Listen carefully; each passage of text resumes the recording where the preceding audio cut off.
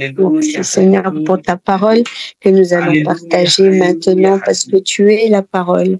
Tu es la parole, Seigneur, faite chair, et tu es Dieu.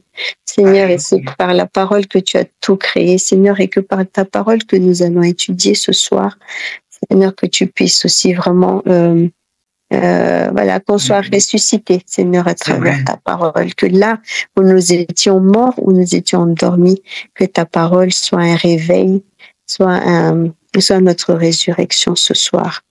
Seigneur, merci encore pour tout ce que tu vas faire, par ton action au travers de ta parole parmi nous ce soir. Merci Seigneur. Merci Donc, Seigneur. Sans tarder, on va aller dans Éphésiens 5. Éphésiens 5, maman. Verset 14. Verset 14. Tu veux que je lise? Oui. De 14 jusqu'à combien? En fait, c'est surtout le verset 14, mais je pense qu'on peut lire de 10 à 16. On peut lire. 10 à 16. Voilà, nous lisons la parole de Dieu.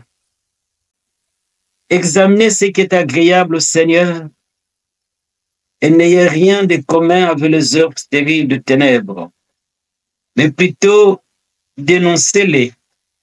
En effet, ce que ces gens font en secret, les honteux même d'en parler. Mais tout cela, une fois dénoncé, apparaît à la lumière. Car tout ce qui apparaît lumière, c'est pourquoi il est dit, réveille-toi, toi qui dors. Relève-toi d'entre les morts, et le Christ resplendira sur toi. Veillez donc avec soin sur votre conduite, non comme des fous, mais comme des sages. Rachetez les temps, car les jours sont mauvais. Alléluia. Amen. Tu peux même faire le 17, papa. C'est pourquoi ne soyez pas sans intelligence, mais comprenez quelle est la volonté du Seigneur. Amen. Alléluia. Amen. Donc, ce passage est un avertissement et un conseil pour que nous restions dans la justice, dans la vérité et dans la prudence, parce que le Seigneur parle de la conduite, parce que nous sommes esprits depuis notre nouvelle naissance, et l'esprit, et c'est l'arbre de vie, c'est comme un arbre de vie, et c'est un arbre qui porte du fruit, parce que nous connaissons tous que cet esprit, l'esprit, il porte du fruit. Dans Galates 5, 22, il y a la liste des fruits de l'esprit, la bonté, la patience. Donc, tout ce qui est né de l'esprit est esprit. Alléluia. Et tout ce qui est né de l'esprit sont fils de Dieu aussi. Ça, c'est la parole qui nous l'apprend. Et donc, une fois que nous sommes esprits, on est censé porter du fruit, du bon fruit. Parce que la Bible, dans le Nouveau Testament, nous dit aussi que on reconnaît un arbre à son fruit, n'est-ce pas? C'est vrai. Qu'un mauvais arbre ne peut pas porter du bon fruit et le bon fruit ne peut pas porter le bon arbre ne peut pas porter des mauvais fruits. Et donc, c'est par notre comment dirais-je, c'est quand on est forgé par l'Esprit de Dieu qu'on ressemble petit à petit, parce qu'on est nature. Quand on est naturel, on est parfaitement homme. Mais quand on a reçu Jésus-Christ, on a reçu son Saint-Esprit, le Saint-Esprit fait une œuvre en chacun de nous pour que nous ressemblions de plus en plus à Christ jusqu'à ce qu'on diminue et que Christ augmente. Amen. Amen. Et donc, c'est en se laissant forger par l'Esprit, justement, que nous allons grandir spirituellement, que nous allons faire et nous allons aimer des choses qui plaisaient à Jésus quand il était sur cette terre. Amen. Et dans le verset 10 d'Éphésiens 5, il est écrit « Discernez ce qui est agréable au Seigneur ». En fait, quand on va être plus spirituel, on va dire les choses de la terre ne vont plus nous attirer. Plus on sera spirituel, plus les choses de la terre vont nous paraître banales. Ils seront ternes, sans éclat. Parce que c'est vrai que les gens du monde aiment beaucoup les paillettes, la gloire, la fausse gloire, hein, parce qu'il y a gloire et gloire. C'est vrai. Et quand on est esprit, on va chercher de plus en plus les choses d'en haut. On va apprécier les choses révélées.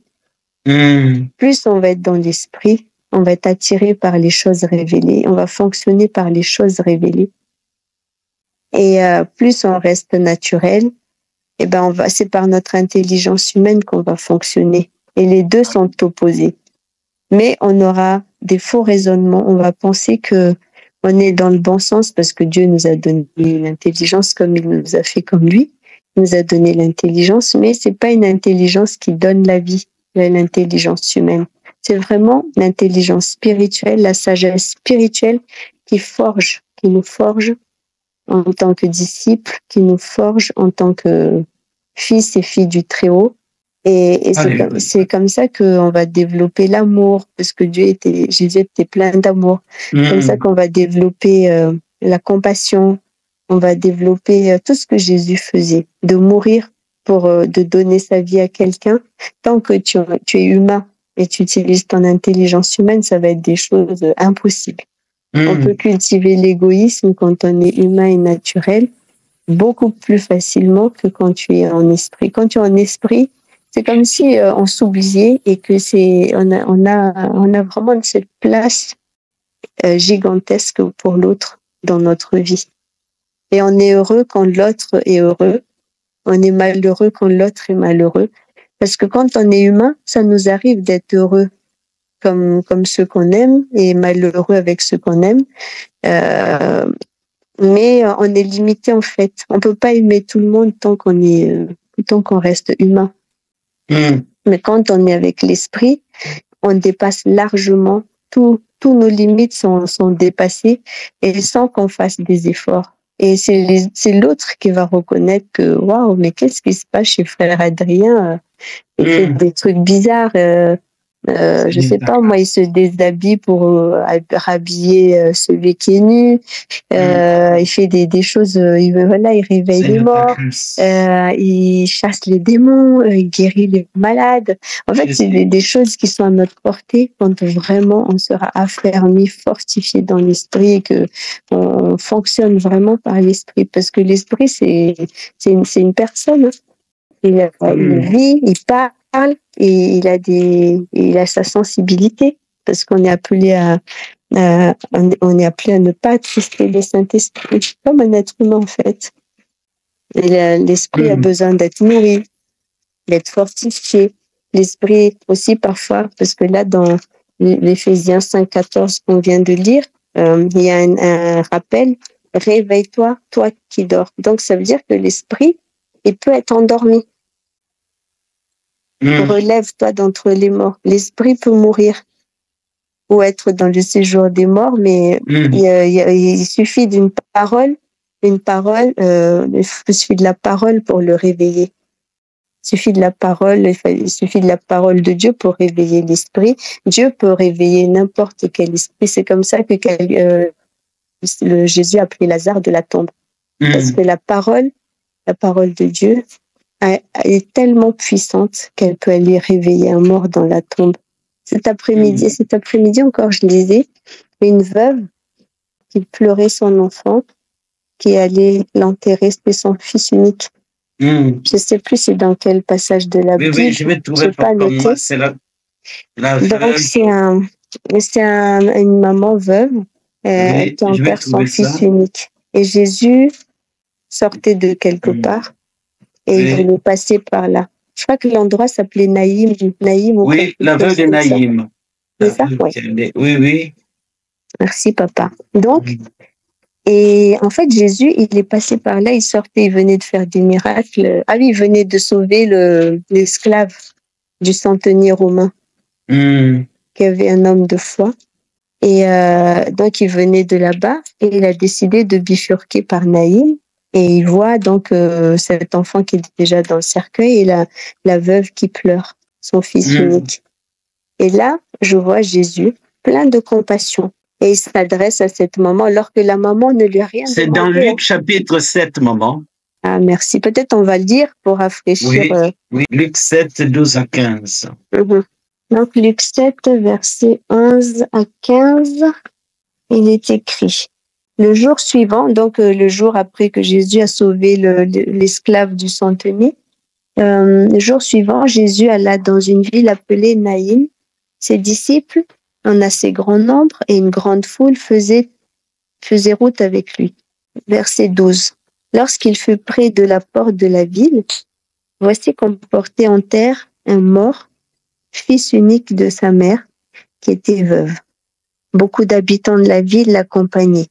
En voyant la femme, le Seigneur fut rempli de compassion pour elle et lui dit, ne pleure pas. Il s'approcha et toucha le cercueil. Ceux qui le portaient s'arrêtèrent. Il dit, jeune homme, je te le dis, lève-toi. Et le mort s'assit et se mit à parler. Jésus le rendit à sa mère.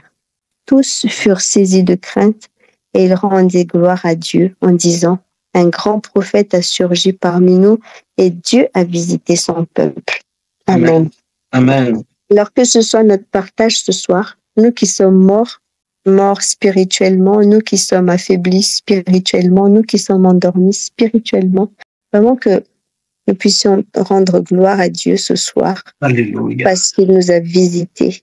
Il va te visiter. Il va nous visiter ce soir. Là où nous sommes endormis, là où nous sommes distraits. Que le Seigneur fasse son œuvre au nom de Jésus. Et donc, c'est vraiment pour nous encourager et que notre esprit, en fait, c'est comme une personne, il a des besoins. Il a besoin d'être lavé quand il est souillé. Il a besoin de s'alléger quand il est lourd, alourdi par des pensées, par des mauvaises conduites. Parce qu'ici, il s'agit de notre conduite. Il y a le Seigneur, il fait un petit rappel sur les mauvaises conduites. Parce que les mauvaises conduites nous ramènent là où on nous a fait sortir. Vraiment, nous allons prier que notre esprit soit réveillé ce soir. Et s'il dormait, qu'il soit réveillé. S'il était mort, qu'il soit ressuscité ce soir. Parce que l'esprit est éternel. Il peut mourir, mais dès que Dieu l'appelle, il se réveille, il se lève et il agit. Amen. Amen. Donc, c'était mon exhortation de ce soir. Que la parole, encore, je vais rappeler la parole de Éphésiens 5, qui dit discerner. Dans le verset 10, il dit discerner ce qui est agréable au Seigneur. Donc, en fait, nous qui avons été régénérés par le Saint-Esprit, tout ce que nous avons fait toute notre vie pour que nous retombions pas en arrière, que nous soyons tout le temps en train de... Comme si le discernement, c'est la salle de sport. C'est la salle de sport où notre esprit peut se muscler, qu'on cherche toujours à discerner ce qui est agréable au Seigneur. En fait, comme si à chaque fois que tu as une décision à prendre, ne prends pas ta décision seule. Mais rappelle-toi que tu es le temple de Dieu, que tu as été régénéré en esprit et que tu ne peux plus faire les choses que tu faisais avant. C'est-à-dire que tout ce qu'on fait, on doit se mettre devant Dieu. Dieu, il dit clairement, je mets devant toi la vie et la mort. La vie, c'est l'esprit, ça. C'est le Saint-Esprit, la vie. C'est le souffle de vie, c'est l'esprit de Dieu. Donc, il dit clairement, je mets devant toi la vie et la mort, la bénédiction et la malédiction. Donc, Dieu nous laisse le libre arbitre, mais c'est pas pour faire n'importe quoi. C'est pourquoi il nous rappelle de réfléchir à notre conduite. Il nous demande de discerner tout le temps ce qui est agréable et de ne pas participer aux œuvres stériles des ténèbres. En fait, tant que nous sommes du côté de l'esprit, on va avoir un dégoût pour les œuvres stériles des ténèbres. Alléluia. Si notre esprit même est endormi, comment notre discernement peut agir? Comment le discernement peut nous aider à faire la bonne route, prendre les bons choix et dire les bonnes paroles et nous dicter la bonne conduite? Parce que vraiment, le Saint-Esprit, c'est un coach. C'est un coach, mais il est tellement discret, tellement doux, tellement bon, qu'il va jamais nous pousser à faire les choses. C'est à nous de le chercher avec respect et crainte et vraiment d'obéir d'obéir parce qu'il nous conduit pas à pas vers ce qui est bon et agréable à Dieu. En fait, il nous éloigne du péché, tout simplement. Il nous apprend, il nous guide pas à pas pour que nous ayons le péché en horreur, afin que nous restions sages, que nous nous conduisons sagement, que nous parlions sagement, parce que nous sommes censés représenter le royaume des cieux. Alléluia. Et les hommes nous regardent pour toujours nous accuser, pour dire c'est ça les enfants de Dieu, c'est ça leur comportement. Donc en fait, le Saint-Esprit, il est comme un régulateur. Il nous régule pour ne pas tomber dans la tentation. Il nous régule pour ne pas glisser dans notre marche spirituelle. Bien expliqué, Et nous devons vraiment, plus nous avançons avec le temps, parce qu'il dit les jours sont mauvais, rachetant le temps. Et c'est vraiment le Saint-Esprit qui peut nous apprendre à avoir la meilleure conduite, la conduite la plus juste, la conduite la plus adaptée dans le monde spirituel. Parce que nous sommes repérés par l'ennemi. Parce qu'on a plus de pouvoir. On a l'autorité de Jésus en nous dans le monde spirituel. Mais si on est ignorant, on fonctionne comme des fantômes, comme un insecte qu'on a gazé. En fait, on fonctionne pas avec puissance, en fait. Pas avec toute la puissance que Dieu nous a donnée lors de la résurrection. On fonctionne vraiment à bas débit. C'est comme si tu as un portable qui devrait être à 100% chargé et tu marches qu'avec 5-10% de ta batterie parce qu'il te manque la force, il te manque le discernement, il te manque comme si on manquait d'énergie, de vitamines, je sais pas, on marche mais c'est pas ça en fait. Donc voilà pourquoi le Seigneur nous appelle ce soir. Toi sa fille, toi son fils. Nous, l'Église, nous les intercesseurs, à nous réveiller. On a trop dormi, on a assez dormi. Et le Seigneur sait que même si tu as, je dis pas qu'on est réveillé, on dort à 100%, c'est pas ça, c'est pas pour nous décourager, mais c'est qu'il y a toujours encore d'autres domaines. Même si tu as gagné dans un domaine, il y a encore d'autres domaines où tu dors. Mais le Seigneur veut qu'on soit réveillé à 100%, qu'on soit ressuscité à 100%. Et ça nous appartient. Parce qu'il dit réveille-toi. Ça veut dire que c'est pas Jésus qui va te réveiller. Il t'a déjà sauvé. Ici, le Seigneur nous appelle à nous dire réveille-toi. C'est-à-dire c'est toi qui choisis. Tu dois choisir de te réveiller ou de dormir. Il dit toi qui dors, relève-toi d'entre les morts. Parce que si on dort trop, dormir n'est pas quelque chose de mauvais. Mais si tu dors trop, spirituellement, c'est la mort. Parce que tu ne vas plus sentir, tu vas te sentir loin de Dieu, en fait. Et donc, voilà pourquoi le Seigneur vient nous réveiller, vient réveiller l'Église, vient réveiller les sentinelles. Parce que même Jésus, quand il était dans l'angoisse extrême, au mont des Oliviers, quand il était là-bas à Gethsémani, il suait à sang et à eau. Il a demandé à ses disciples de veiller et prier pendant 1 heure avec lui. Même Jésus, alors, qui sommes-nous à côté de Jésus pour nous permettre de nous endormir? Et il l'a fait 3 fois. Il l'a fait à 3 reprises. Donc, c'est vraiment, quand Jésus fait quelque chose 2 fois, 3 fois, c'est que vraiment, c'est capital, c'est important. Et on ne doit pas prendre à la légère. Quand il dit en vérité, ça veut dire on doit bien ouvrir nos 2 oreilles et comprendre, retenir la leçon. Et là, Jésus, je crois que c'est dans Matthieu 26, verset 40, quand il supplie les disciples de veiller 1 heure avec lui. Et je regardais ce passage. Donc, il est d'abord passé la première fois, il leur a demandé de veiller et prier avec lui.